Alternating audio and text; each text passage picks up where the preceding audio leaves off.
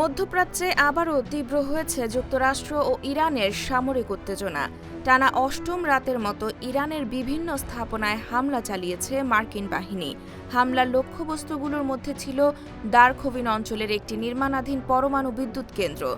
হামলার জবাবে কুয়েতে মার্কিন সামরিক স্থাপনায় হামলার দাবি করেছে তেহরান এবং আরও কঠোর ও বিপর্যয়কর জবাবের হুঁশিয়ারি দিয়েছে ইরানের সামরিক বাহিনী।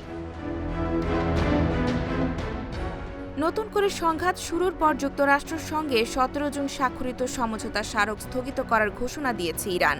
তাদের অভিযোগ, ওয়াশিংটন চুক্তির শর্ত ভঙ্গ করেছে। যদিও মার্কিন প্রেসিডেন্ট ডোনাল্ড ট্রাম্প বলেছেন, ইরানের এই সিদ্ধান্তে তার কিছু যায় আসে না। এদিকে হরমুজ প্রণালীতে জাহাজ চলাচল নিয়েও দুই দেশের বিরোধ আরও তীব্র হয়েছে।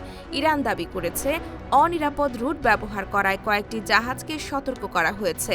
একই সময়ে জর্ডান ও কুয়েতেও নিরাপত্তা সতর্কতা জারি করা হয়েছে।